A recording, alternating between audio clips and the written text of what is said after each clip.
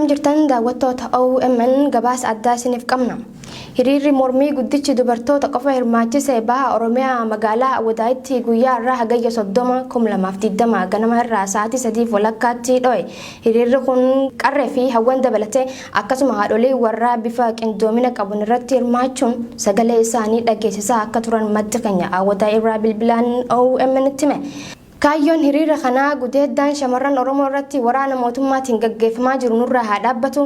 Hayyoonni keenya kan akka Jawaar Muhammad, Baqqalaa Garbaa, Hamzaa Booranaa fi kanneen hafan biroo saffisaanidha irraa gadi lakkifamuu akka qabanii fi ajjeechaan naannoo Oromiyaa keessatti waraana mootummaatiin raawwatamaa jiru nurraa haa dhaabbatu kan jedhu ture. Jiraattuun magaalaa Awwadaa hiriira kanarraa qooda fudhattee takka akka himtutti poolisoonni addaa Oromiyaa fi humnoonni raayyaa ittisa biyyaa hiriira kana danquuf yaalaa kan turan yoo ta'u poolisoonni idilee magaalattii ammoo hiriiricha fashaalsuuf dhukaasa banan jechuun OMN itti himte. Guyyaa irraa hiriirri mormii dubartoota qofa hirmaachise akka turee fi atis hiriiricharraa qooda akka fudhattee odeeffannoo dhageenye haalli hiriiricharra ture maal fakkaata? Kaayyoon hiriira kanaa maal fakkaata? Haalli hiriira bareeda. Tole. Mormii gaggeessuuf baane. Mormii gaggeessuu mormiirra jirra. Hidhamaan keenya nu aboo gudeeddaan irraa dhaabbattu. Ajjeechaan nama keenyaa dhaabbatu irra mormiin keenya gaggeessu. Haala isin gootaati. Barreeffamnee yoo ta'e.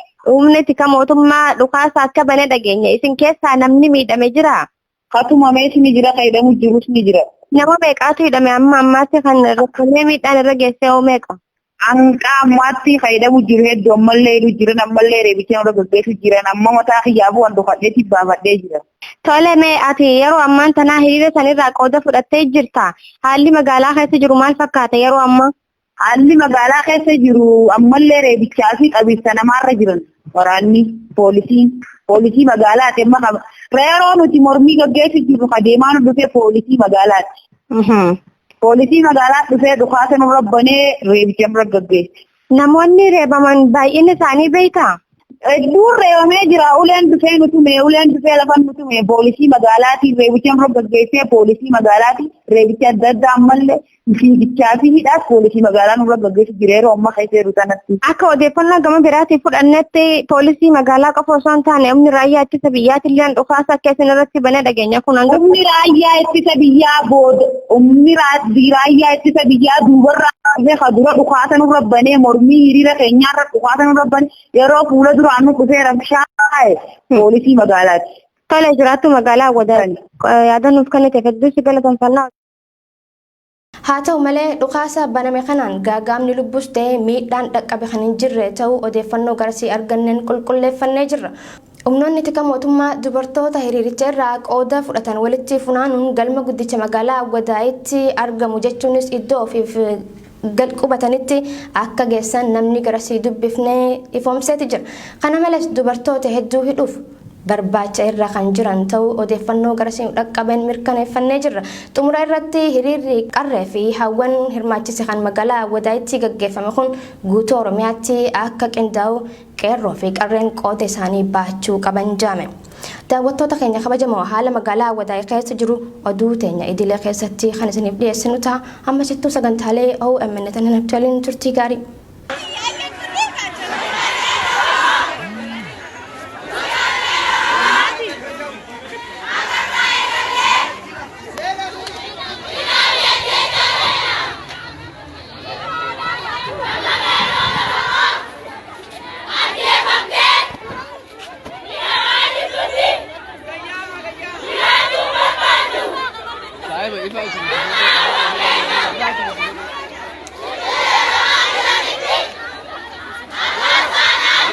Kaki lama apa?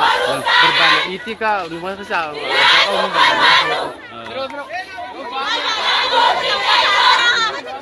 Itu pada sekarang. Itu pada sekarang. Mana ada habis? Asyik itu nama dah apa dah? Nama tak kamu apa kau?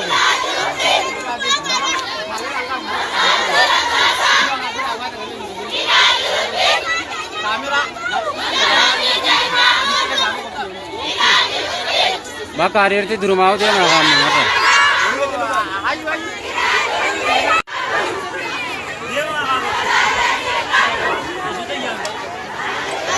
Dia